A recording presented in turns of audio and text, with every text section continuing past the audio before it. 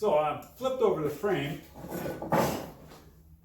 make sure everything's okay. I don't want any ends sticking up or anything. This is going to be okay. Our next stage is going to be framing up the polycarbonate.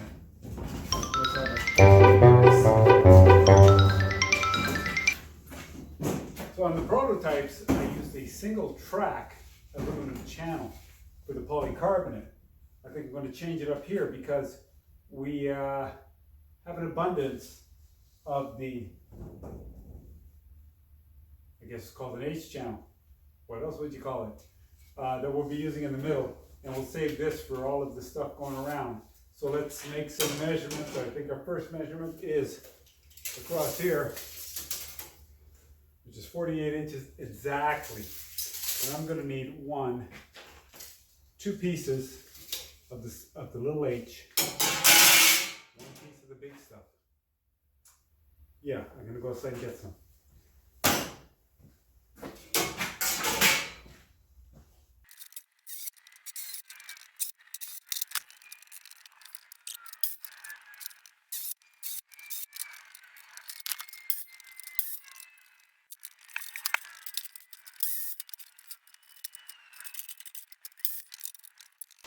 In putting in the track, I fastened down this side and that side, but I'm not doing these two sides yet. We're going to cut the polycarbonate because it's a lot easier just to slide it in two pieces and then add the one after. So let's measure these out. We'll mark it. We'll cut the polycarbonate. So here I'm going to cut from there down to there, which is reading 37.25. So anything more than 37.25, because here, even if it sticks out that way, I'm okay with that, because I can trim that off before I put the other piece on. And actually the same with that one. So anything more than 37, and here, what's it going to be? What's it going to be?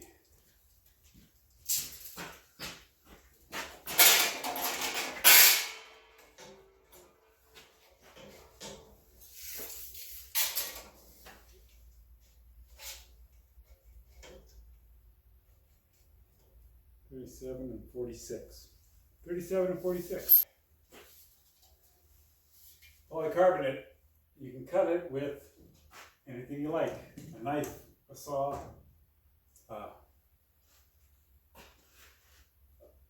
it doesn't matter. With a knife, so it's got to be a sharp knife. So, on the length I needed 37. These channels, you can see, they're all running in this direction. So whenever you're putting polycarbonate up, right, that's the horizontal. So you know. So if there's any water in these channels, it doesn't stay in there, it'll run down. So I've got this turned on its side right now. So we're going to measure the length, which was 37 inches minimum, which is going to be here.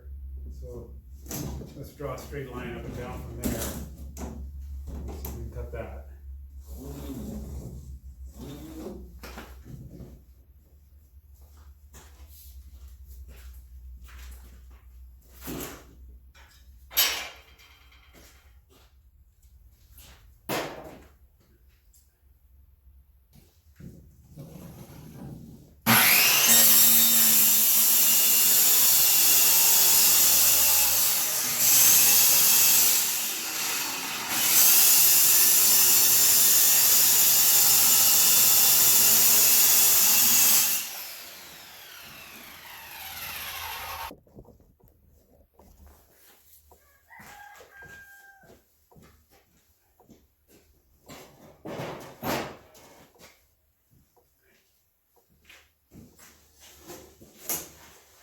There's also two sides to this. There's a side with the white on it, and on the other side here, with all the labeling on it. This is the side that faces outside. This is the side with the ultraviolet coating on it. So I'm going to peel the white off the back, but we're gonna leave the front on so that I don't lose it.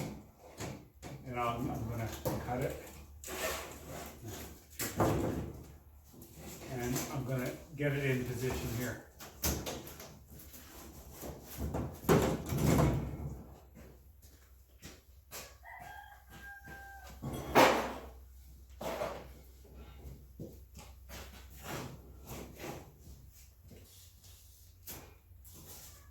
It all seems to be pretty good like that.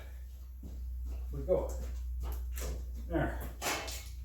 Then I'm going to take my little piece here that's got to go there. And I know it's going to sit around here. And then I can eyeball this section up. And I can say I've got to cut it there. So I'm just going to follow this channel here with my knife.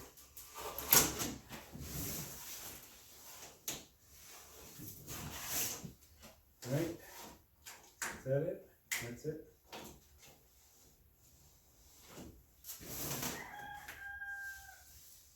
Right there.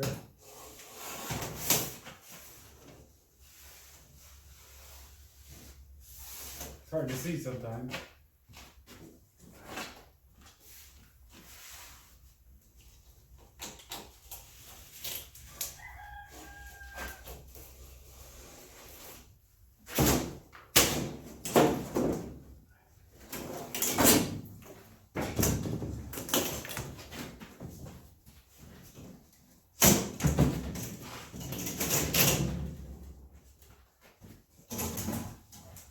Okay, I can put that one back on. And that's why we keep this sticker on until the very, very end. Because I want this to go in the same way.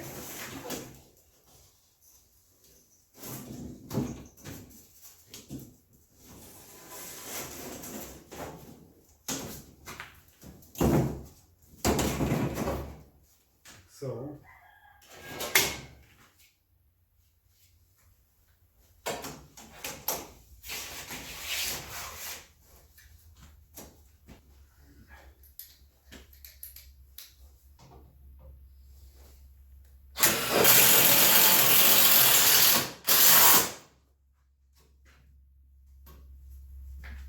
okay. So if I want to make this cut here, I can line this up the way where it's supposed to go. And I know it's going to have to come across here somewhere. And then I'm just going to eyeball a straight line here, starting here, going straight across.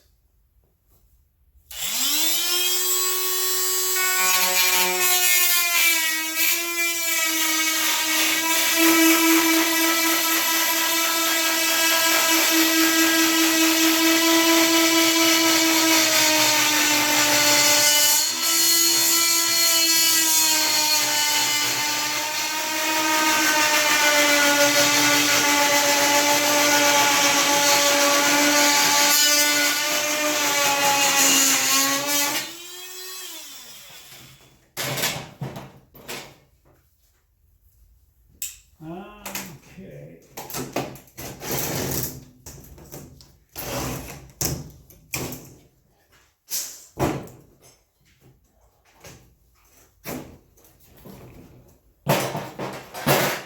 And let's test it out here before we go any further.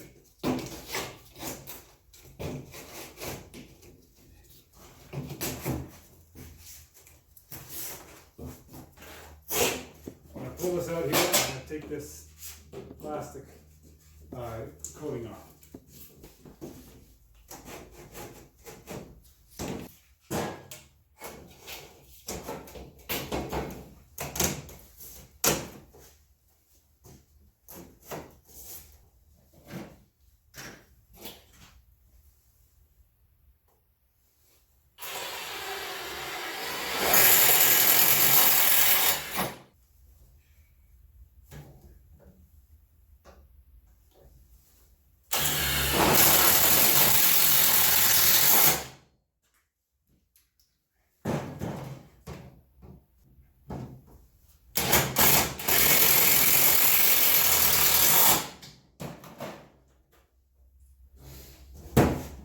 Okay, I'll do the same thing on the other side. And that'll take care of that, I think. Now in this project, we're going to be using 3-inch hinges.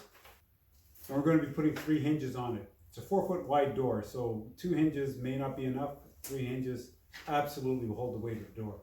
So let's get set up for that.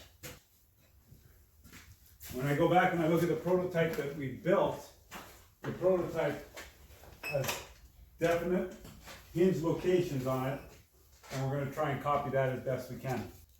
Now I can use this fabricated door stop as a jig to help me locate where the hinges are going to go. I'll put that there and put a clamp in it to keep it in place. Like so. There we go. Remember always that the cap of the hinge pin goes up, not down. Of course, everybody should know that.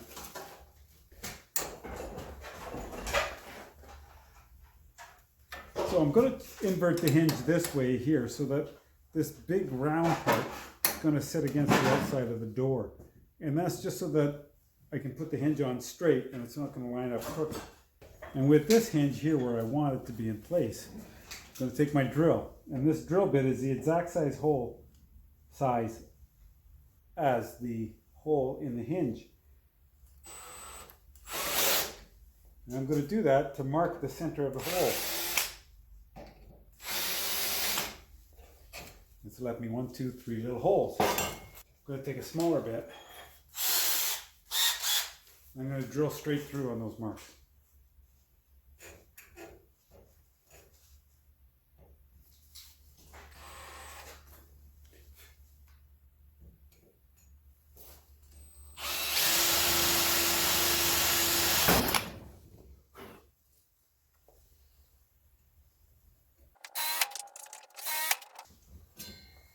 Now I can put this hinge back on.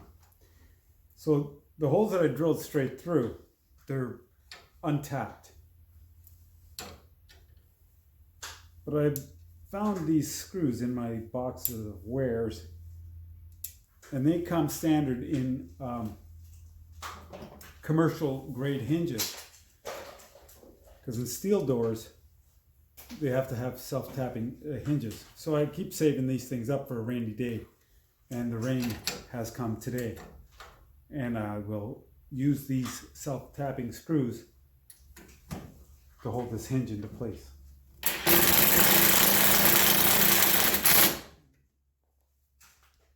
Like that.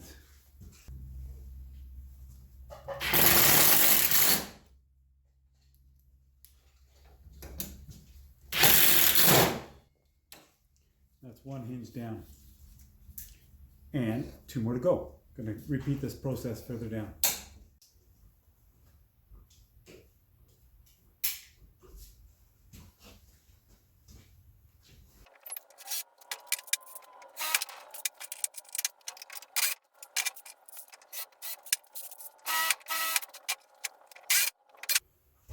Okay, that's going to about wrap it up for today. We've got doors made. I got 1 more to make, but I just wanted to share with you guys